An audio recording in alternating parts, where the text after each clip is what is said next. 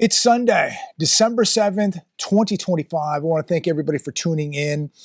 A lot to talk about today regarding the economy. I'm just going to get right into the video. I'll share a story with you. I went to the grocery store last night. I typically go once, twice a week and get what I need.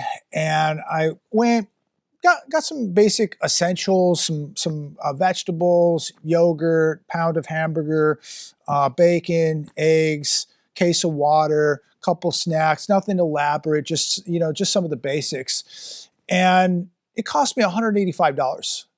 $185, just for me. I asked the cashier. I said, "Ma'am, what does it typically cost a family of four to shop? Because I just dropped $185 here, and I don't have steak, I don't have chicken, I don't have any seafood, nothing." She said typically about $500-600 a week. That's what the typical family of four is spending here at the grocery store. This is at Publix. $500 to $600 a week. That is at least $2,000 a month. That's $24,000 to $30,000 a year in a family of four just going to the grocery store. And I'm thinking, this is Alabama. This isn't Beverly Hills. This is Alabama. People, the average household income is not $100,000 where I live. It's much less than that. And I'm just thinking, how in the world are people doing this? How much longer can this go on? Is this sustainable? Absolutely not. Not when a hardworking blue-collar family of four or five is spending $500 or $600 a week. Let me know your thoughts on that. I have a better question. What is your family spending per week at the grocery store? Is it just, three people in your family, 4, 5, 6? Let me know, what are you spending a week to feed your family? Because out here, this is what the cashier told me, $500 to $600, and I have to believe it because I just spent nearly $200 last night, and I didn't even get steak or seafood or chicken. Unbelievable. I don't see prices coming down. They can tell us, the administration can tell us that inflation's coming down. The Fed can tell us inflation's 3%. There's no way in hell. I go to the grocery store. I know better. You know better. Here's one from the Hal Turner radio show. The most important monetary shift of the 21st century, and nobody is talking about it. They're talking about silver. And it says here, forget the retail hype. This is much bigger because it's not investors pushing the market.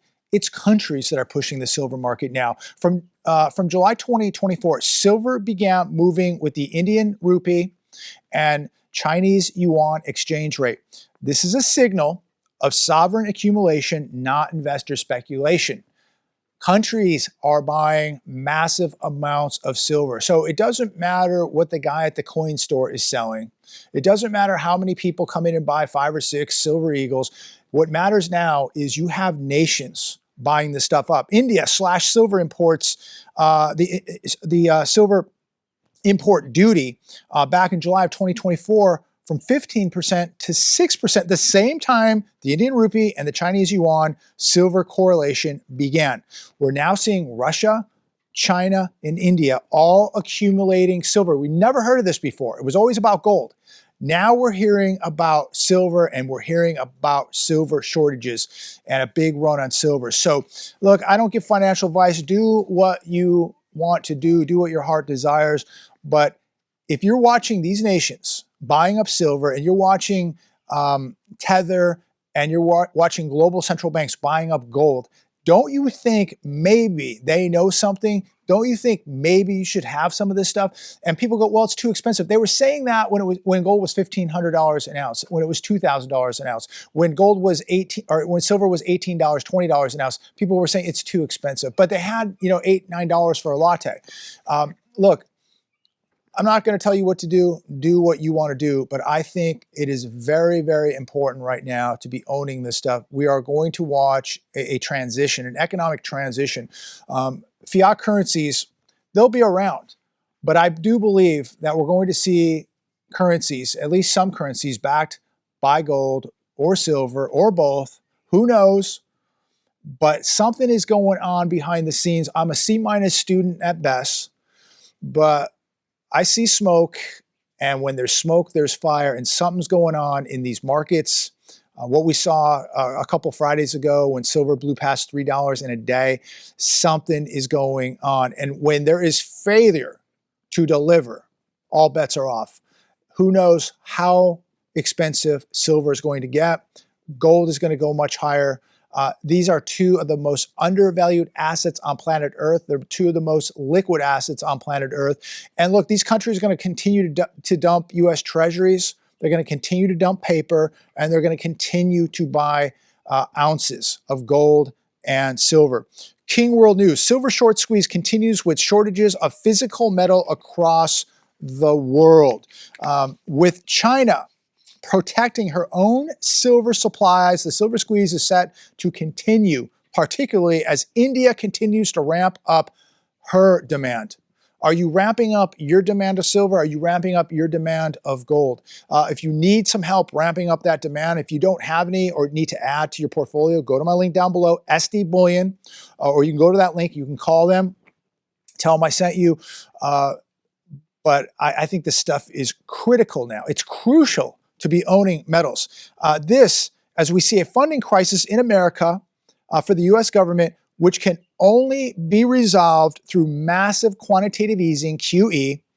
And while they do that, they will continue, the U.S., debasing the U.S. dollar. More QE means more debasement of the U.S. dollar, meaning gold and silver are going to get more and more expensive. And the average American's purchasing power, since they're completely bamboozled into having stocks, bonds, and cash, their purchasing power will continue to dwindle, and they're going to continue to go, what's going on? Well, every time I go out to the store, it costs more and my dollars are being vaporized. You need to protect your money with real money. You need to be owning real money. Gold and silver is the only real money, ladies and gentlemen. Here's another one. Trump's three choices in Ukraine.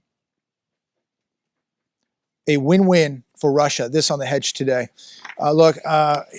Bottom line is this. It is pretty much over for Ukraine. Remember, we were all sold this bill of goods that Ukraine was going to, be fine. They were going to win this. No way Russia could defeat Ukraine. No way Russia could defeat Ukraine with America's help, Europe's help, and guess what? They're going to defeat Ukraine. That's just the way it is. Ukraine, the most corrupt, probably the most corrupt, arguably the most corrupt country in the entire world. A country that has bamboozled America for well over $200 billion while these elite were building mansions and buying yachts and, massive amounts of loss of life in Ukraine so people could have big houses, big boats, and big cars. And again, the weaponization of the U.S. dollar promoting this. So here's the choices. Stick with the modified plan that we have right now, and the war continues to go on, and we will see much more loss of life. And it's amazing how many women they have now in Ukraine as soldiers. Horrifying. Elderly people, women, terrible. 2, agree to Russia's position and force Zelensky out of office in favor of a new leader who will agree to Russia's position. Possibly, last one, just walk away. And this is what Trump should have done last February, just walked away. When it was not his war, it was still Sleepy Joe's war. Now it's his war, and this thing is dragged on. More loss of life, billions of dollars more corruption taking place. And now it's not going to look good if he just walks away, but it's what he really, really needs to do. It's what we need to do as a country. We should have done this we should have never been involved in this in the first place, and we have been involved in this, and we should have just walked away. Never got involved in this. But who knows? We'll see how it continues. But it is really sad on both sides, Ukraine and Russia, the loss of life, families who've lost their kids, all for what? This could have been avoided from day one, but it wasn't. Here's another one. Uh, Denmark cuts Ukraine aid nearly in half amid corruption scandal. This also on the hedge. Again, as I said earlier, Ukraine is done. It does not matter at this point who's helping them. It is over for Ukraine. Whether it's over in the coming months or the coming years, Ukraine cannot win no matter who helps them at this point. I just say, look, end the corruption now, end the loss of life, the death now, end it now. America's been in this thing for way too long. It's amazing that we have not had our, so technically I'm sure we've had some soldiers over there, but not a massive amount of soldiers. And thank God, because that's what they really wanted. That's what they really wanted to do, is get America involved over there with, tens of thousands of soldiers. And thank God we have not done that, at least not yet. But fingers crossed, this thing's going to wind down. We're going to walk away, and it's just going to end. And sorry if you are rooting for Ukraine. I have no dog in this fight. It should have never happened. I feel bad for both sides, because human life has been lost for absolutely nothing, for corruption. People at the very, very top, the elite over there, have gotten so rich, and now investigation after investigation after investigation is going on, and nothing will probably ever happen to these people, but they will meet their maker one day, and they will be judged, and they will burn in hell for what they did, and sending young kids to go fight in a war that they would never fight in. Romano's Macaroni Grill sheds most of its locations. Another consequence of the United States economy. They had 40, Romano's Macaroni Grill, I actually enjoyed this place many, many years ago when it was in the desert, and it closed down after the great financial crisis, right around that time. And I always thought it was pretty good. I thought it was a good, good bang for the buck. But sadly, it didn't last in the desert. It suffered after the great financial crisis. They had 41 restaurants back in 2021. They're down to 9 right now. Back in 2014, they had 158 restaurants, down to 9. It was a good restaurant, and they can't make it. They cannot make it. And it's sad to see. I was talking to my brother the other day, and we were just talking. He said, look, we're gonna see a lot of these chains. They're going down, and they are going to go down. They are going to be history, unfortunately. And many of them really have gotten so bad, let's face it. A lot of these fast food chains, especially, the quality of service, the quality of food, the dirty restaurants, they're going to get what they ask for. And we had a Wendy's by our house in Palm Desert, and I always thought the place was extremely dirty. Service was fair at best. Food was fair at best. I think I ate there once in 2 or 3 years, maybe twice. And you're paying nearly, $15, $20 for a meal, and the restaurant's dirty, and the service is fair, and the food's not even that good or warm. They're just not going to make it. Restaurants like that just are not going to make it. Scott Besson says U.S. will finish the year with 3% GDP growth, sees very strong holiday season.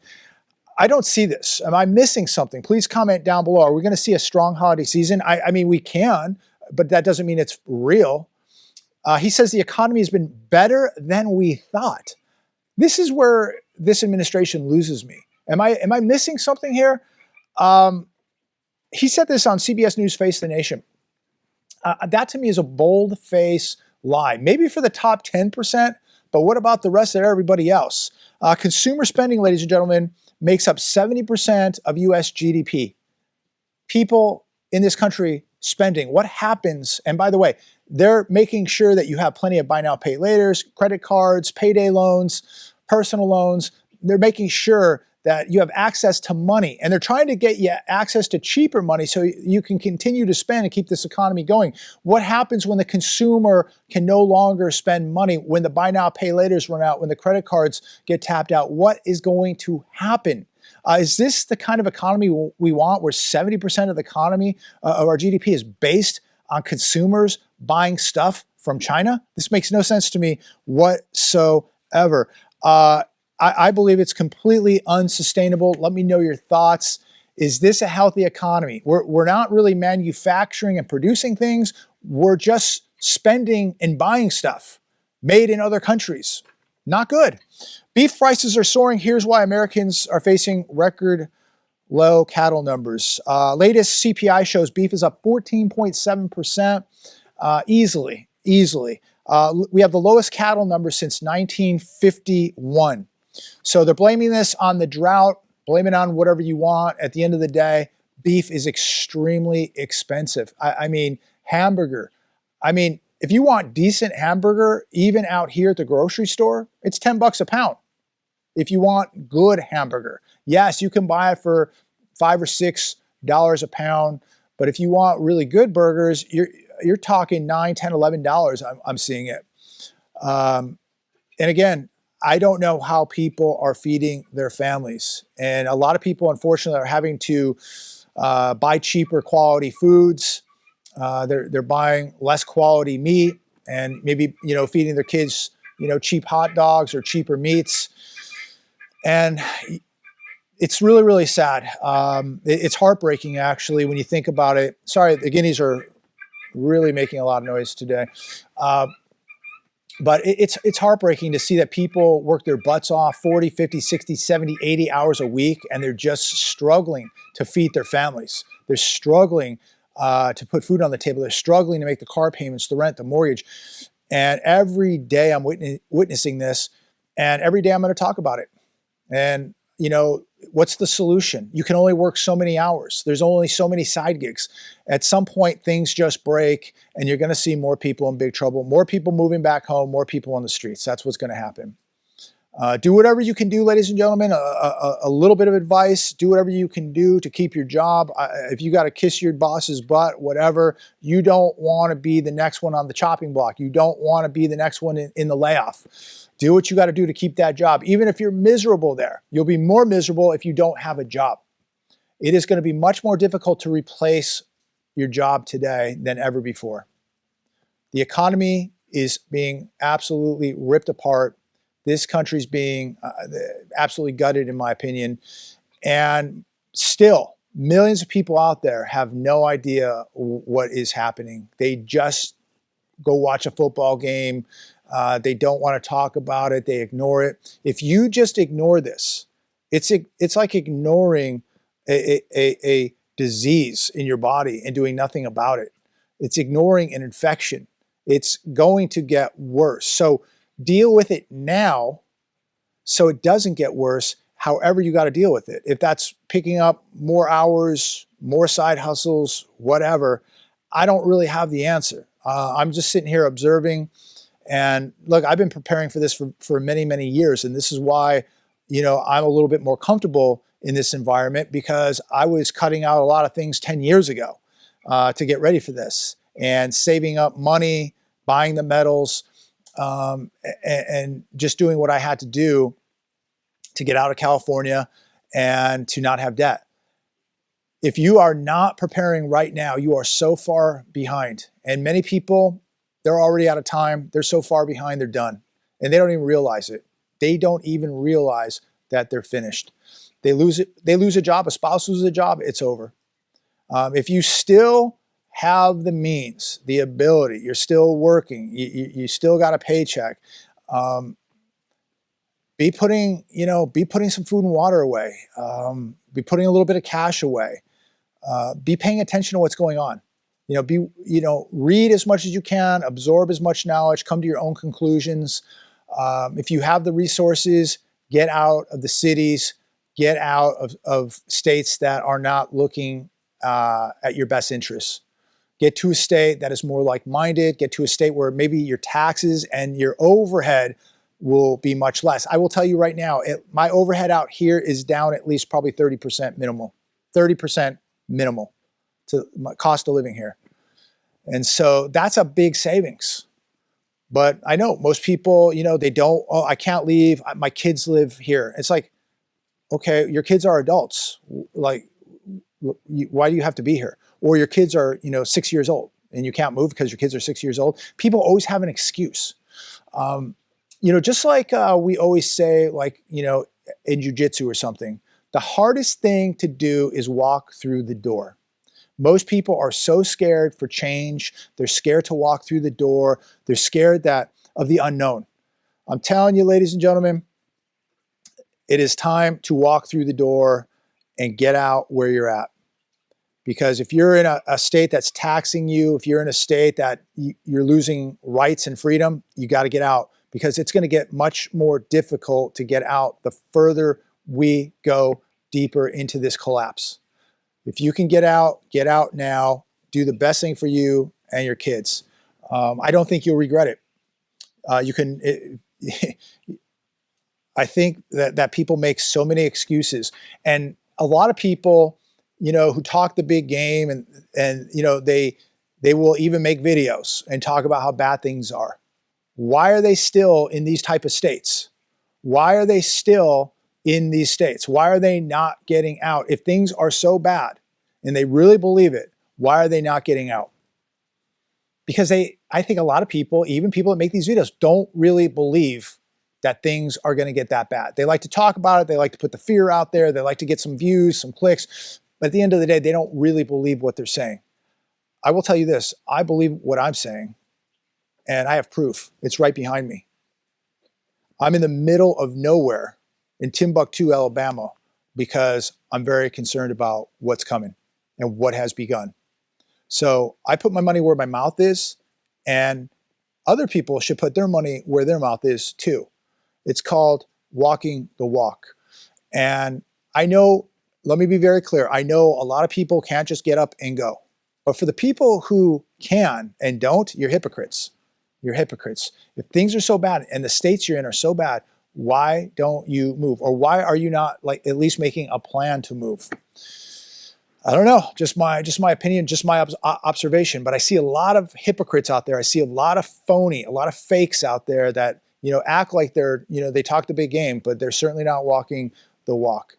But anyways, you all know, you can decipher who those people are. You watch the videos, you know who's fake, who isn't. And people even call me fake. I mean, I've had people call me fake many, many times. I don't know what else I have to do for these people to believe that I'm actually here in Alabama, that I actually am walking the walk. I have a range right over there. I like to get on the trigger. I like to go to the gym. I've been stacking since 2013. I've got well over a year of food supply here, generator. We've got the guineas. We're bringing in chickens. We'll have a garden this spring. I just don't know what else. I would ask these people, what are you doing? Don't worry about me.